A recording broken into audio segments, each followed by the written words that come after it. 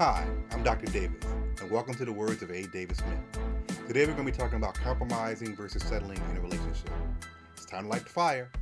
Let's get started.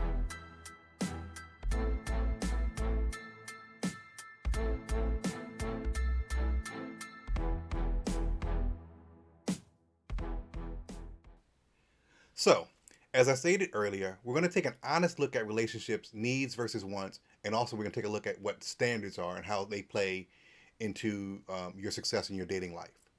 We're also going to do a breakdown of the sexual marketplace. We're going to talk about what it is and what it isn't, and how you navigate the sexual marketplace to pursue the individuals that you're interested in dating and being in a relationship with.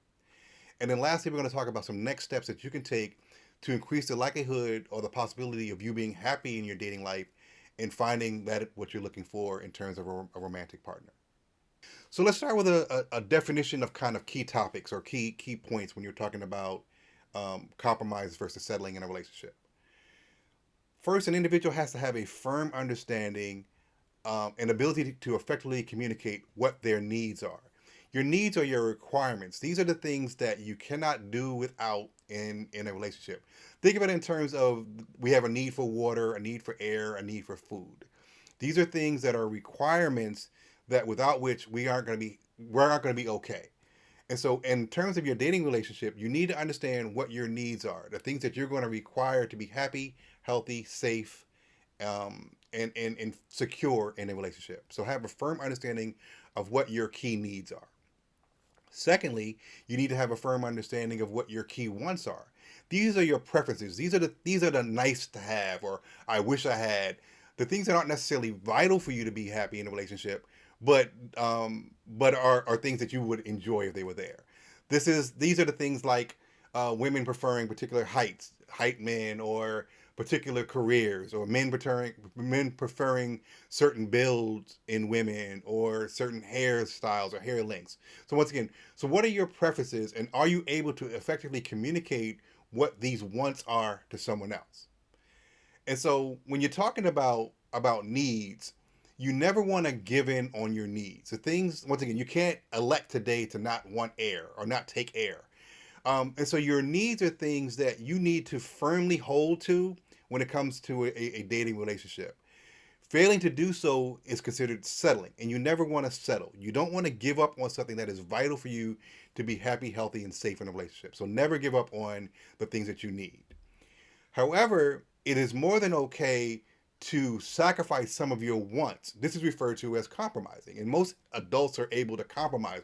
We don't always get what we want, no matter how hard we try, and so you need to be willing to figure out what things that I want or that are on my want list can I really do without if I had to.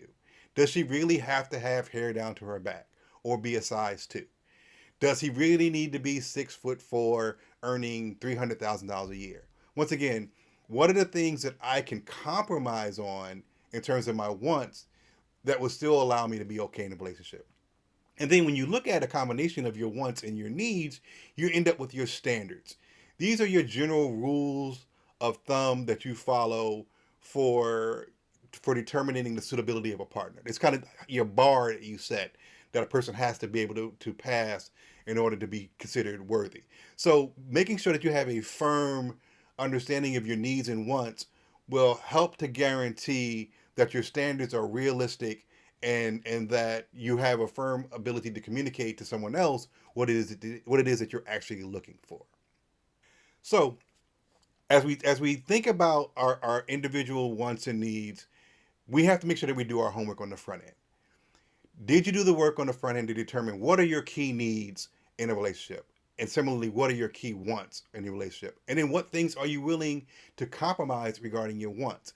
The more homework you do on the front end to understand that, the better you'll be able to communicate it to someone else, and for no other reason than to have a clear image in your own mind about what the perfect person for you looks like. Recognizing that there are no perfect people, but what what the person that most closely approximates your ideal person looks like. So having a firm understanding of wants and needs. Secondly, you need to have an understanding of what things would I or should I be willing to compromise for love or whatever it is you're looking for. What are those wants that really, when I'm honest with myself, aren't as important, What things can I cross off my list that are probably getting in the way of me finding happiness? And so, once again, where can I compromise in terms of my wants, but never in my needs? Because once again, that's settling. But where can I compromise on my wants? And then the problem that typically comes up is when you look at your list and you realize, damn, I have many more wants than I have needs. So if your list is so full of a lot of superficial, not so important things, it's getting in the way of you being happy. It's getting in the way of you being able to find the person you're looking for because you're so wrapped up in trying to find this idealized perfect person that does not exist. And so check your list, make sure that you've got a good balance of wants and needs. You have a good understanding of what things you're able and willing to compromise on. And that should dramatically help your journey into finding what it is you're looking for in your romantic life. So earlier we talked a little bit about standards, and we talked about standards being a combination of your wants and needs, and making sure that you're accurately understanding what's on that list of wants and needs and that it's well balanced. And so it leads to a tough question that folks often have a hard time answering and often push back against. Are your standards too high? Um, Once again, it's okay to want what you want. And I'll be the first to say that. You want what you want, you like what you like. No one can tell me what I like. These are kind of common refrains that you hear from folks. And that is absolutely true. You can like what you like, you can want what you want, but can you live with the outcomes and the consequences of your standards?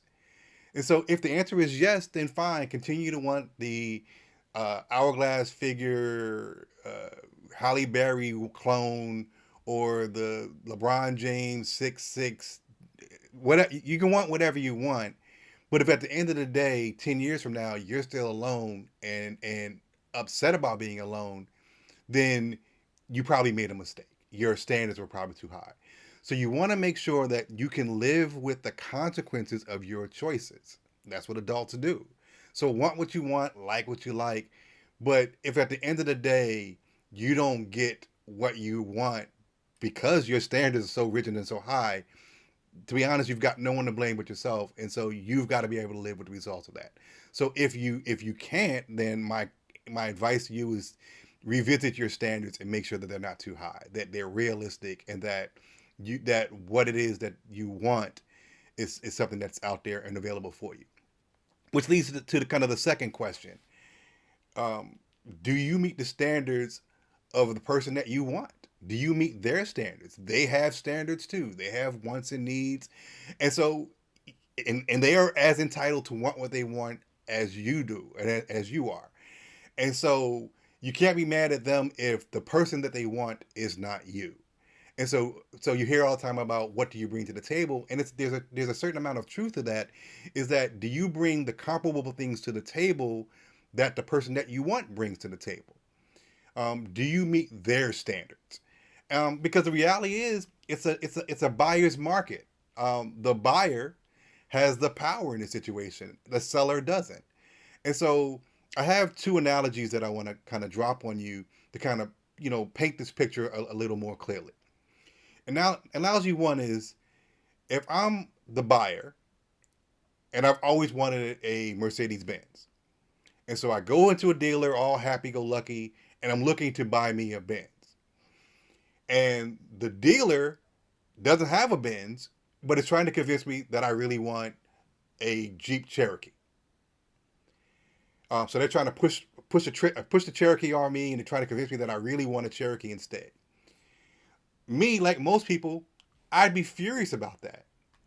And it doesn't matter how wonderful a Cherokee may be, how big the carrying capacity it is, and all that.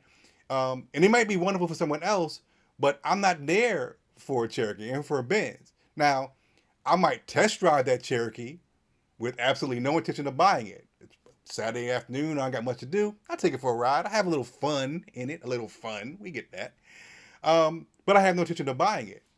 And at the end, I'm going to hold out for my Benz. So in the end, if you're trying to convince someone to take you, the Cherokee, when they really want a Benz, it's not going to work. They want what they want, and they are entitled to want what they want, just as you are. Second analogy. second thing to look at. Let's say that you have a diamond ring that you're trying to pawn. So you take your diamond ring to the pawn shop, and in your mind, you're going to get $5,000 for this diamond ring. This ring is worth $5,000. You've convinced yourself that what I've got is worth $5,000. So you go there, and the pawnbroker says, I'll give you $500 for it. Now you can get mad and upset and stomp out. You can get as angry as you want, but nothing you say or do is going to convince that pawnbroker to give you $5,000. It's worth what it's worth to that person. It doesn't matter how much it's worth to you. It doesn't matter how much you think it's worth. It doesn't matter how much your friends tell you should be able to get for it. It's worth to the person what it's worth to the person. And so if they don't feel the same way, then that's on you. Value is subjective. And so if what you're bringing to the table, back to the table, isn't as valuable to the person as you think it is, you have to deal with it. That becomes your reality. That is the reality of the situation. And so once again, it doesn't matter what you think it's worth. All that matters is what the buyer thinks it's worth. That's the reality of dating. So as I mentioned earlier about buyers and sellers, and I mentioned earlier in the video that I was going to talk a little bit about the sexual marketplace. So the sexual marketplace fundamentally is the space, is the world where single folks interact, and so it includes online dating, clubs, bars, anywhere where single folks interact with the intention of determining whether or not their suitability or a match. And so in that sexual marketplace, you operate in two different roles simultaneously. You are both the seller, because you bring certain characteristics to the table, certain attributes, certain, how you look, how you act, your economic background, your education, so certain criteria you bring to the table, you bring with you to the marketplace. But you're also a buyer at the same time, where you're looking at other folks' characteristics and traits and seeing to what degree you're interested in those traits, that individual becoming a part of your life. And so let's talk a little bit about those two different roles in the sexual marketplace. But once again, that marketplace being the interaction between men and women, men and men, women and women, the interaction between individuals looking for a partner, a romantic partner of some kind, and the combination of characteristics brought by both of those parties into that situation. So when you're talking about the sexual marketplace, one of the key questions as a seller is, do the characteristics that you possess have value to someone else? The things that you're bringing to the table, to what extent are they important to another individual? To what extent are they on another individual's set of standards, wants, and needs? So once again, what can you attract with what you bring with you? How attractive are your characteristics? So everyone should do an inventory, an honest, objective inventory. Ask other people what they think to get an understanding of what it is that you bring to the table and what can you attract. And so I'll use for an example. I've asked all my friends, and all across the board, they all say I'm arrogant. And so I understand it about myself. I understand how the characteristic fits in with me. And so once again, being able to seek out an accurate source of feedback about you, so you really understand your possibilities for success or failure in the sexual marketplace, as well as what it is that you can actually attract in the sexual marketplace. It's so important to be objective about this. Then you need to look at it as a buyer. And so what is the amount of dating capital? And I'll clarify what that is in a second. But what is the amount of dating capital that you bring to the table that will allow you to get what you want? Once again, this is what can you afford? Do you have those characteristics that someone else values, so that this person of value, this person of that everyone else wants, can you attract that person? So what is your dating capital? What do you bring that makes you attractive to someone else? So once again, you're both a seller and a buyer. And so another one of those questions that you need to ask yourself is the value that I bring comparable to the value I'm seeking? Am I pursuing individuals and this is going to be a loaded word, but am I pursuing the individuals that are on my level? The things that I want, do I bring, or do I bring a complementary set of background, skills, characteristics that attracts likes like, and so do I bring to the table the things that someone who's comparably yoked as me they did bring to the table also. So once again, is the value that I bring comparable to the value that I'm seeking? And once again, do I have the characteristics to attract the partner that I want? And it's hard, but we've got to be honest and objective about this, seeking multiple sources of data about this, because it doesn't benefit you to be delusional about what you bring to the table and thinking that you can attract the upper echelon or the top tier of individuals. And as harsh as it sounds, but you aren't a top tier individual yourself. So once again, do I have the characteristics that I need to attract the partner that I want? And once again, being honest about that. So in answering that question, you've got to look at a couple of things. Do you know what your market wants? Have you researched? Have you asked, what do people that I'm interested in want from their partner? What do they want? What does my target market want? If you don't understand that, then you're fishing in the dark. You don't know if you're bringing to the table what it is that they want. And so do your research and know what it was, what is that they want. And then also know what are the things that are valued by the market that I possess. If the market wants X, Y, and Z, do I have X, Y, and Z, or do I have A, B, and C? So once again, what does the market want? An accurate and in-depth understanding of what the market wants, and an objective assessment of, do I have those things? Am I that person that this person that I'm interested in wants? So once again, do you bring to the table the things that they want, and do you know what they want? Those are key things that you need to understand. So as we explore the sexual marketplace, um, let's take a look at be willing to take a look at, what do I offer? What am I bringing to the table? Um, do I have a huge amount of school debt that will turn certain people off, because that could be an additional expense that they need to worry about? Um, am I at an above average paying job? Am I able to support myself and a family? So once again, important for some folks.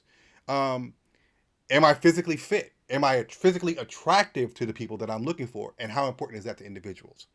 Um, am I in low emotional intelligence? This is kind of a really important thing that a lot of the research points to, is that people want people who understand people, who understand emotions, who can relate, who can be empathetic, and so once again, do I bring to the table a certain degree of emotional intelligence that a lot of people find valuable in relationships?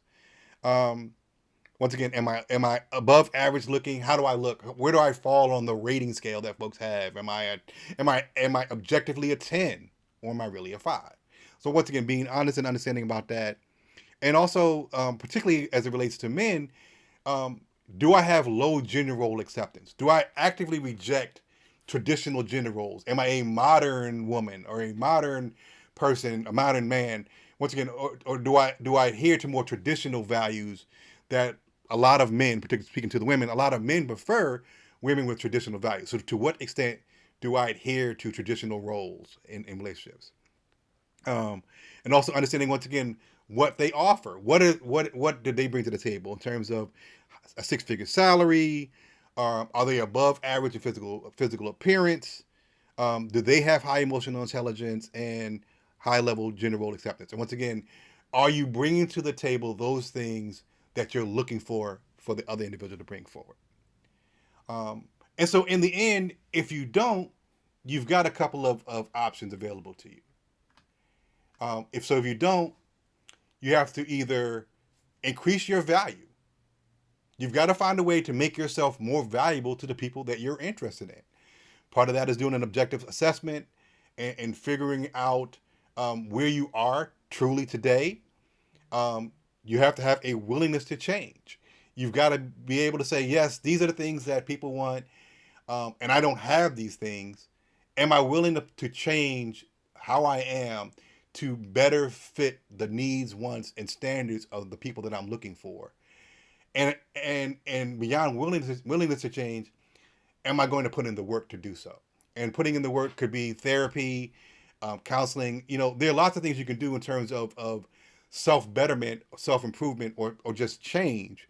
And so once again, finding a way to increase your value that you bring to the market.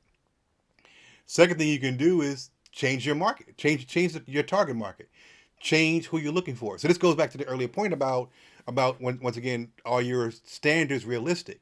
Maybe you're looking at the wrong group of folks. Maybe the people that you're looking at um, aren't the group of folks that you're qualified for or that you're suitable for, and so you may need to change who you're targeting your attention, time, and energy at to find a group that's more realistic and aligned with what you can get.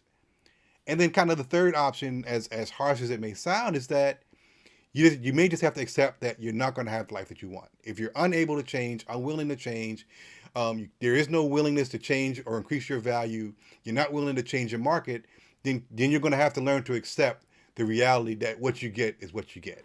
And that's a harsh reality, but once again, you're going to have to accept that the life that you want may not be the life that you end up living. Okay, so as promised, we talked a little bit about wants, needs, and standards. We talked about and clarified the sexual marketplace, and got a little bit more detail about how that works, being a buyer and a seller in that.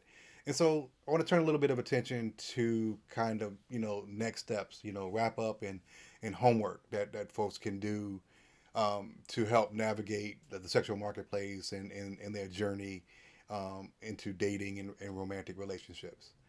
And so the first thing I'll say is that we really need to work harder on better understanding our needs, knowing what things are vital to us, which things do we require to be happy, healthy, and safe in a relationship. So really, really focusing on understanding our needs and being able to communicate those. Secondly, I'd say we need to know and prioritize our wants, figuring out where can we compromise, where are we willing to bend a little bit. Once again, compromising is a hallmark of being an adult. We don't always get what we want when we want it, so being able to compromise on those wants is vital. And once again, making sure that at no point are we settling, are we not getting the needs that we have. Um, I'd say we next need to take a look at our standards. Are our standards for partners realistic and achievable and attainable? Are our standards realistic, or are they more full of wants than needs? And so have we failed to make sure that we've kind of pared it down to make sure that clearly all of our needs are met, but maybe a bunch of our wants are just unrealistic or unnecessary? Another thing that we need to do is to take an honest self-assessment of what do I really have to offer someone else. That involves things like intense self-exploration. Once again, focusing on self, the ability to reflect on self is a huge skill, particularly if you're able to do so honestly and objectively and tell yourself the hard truths.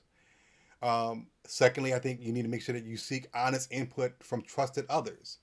And from this, I would say not just those of the same sex, but from opposite sex, get a rounded view of how other people see you. And once again, being willing to listen and open to hearing what others have to say about you and how you're perceived. How your friends perceived you is probably how your romantic partner will perceive you. So it gives you a lot of really important input in terms of how you're perceived. And I can't underestimate the importance as a psychologist myself, getting professional help. I think we can all use a little bit of maintenance, a little tweaking on the mental health side. So I can't advocate enough that we all need to be looking at getting some kind of therapy or counseling to help us work through some of the issues or challenges that we've had through our life. So once again, very, very important to get professional help. We need to make sure that we're doing an honest market assessment, talking to buyers and not fellow sellers. What do the buyers want? If you're a woman, talking to guys about what guys want rather than sitting around with your girls listening to what they think that men want. They'll be just as wrong as you. And same thing with the fellas. Guys are horrible sources of information about what women want.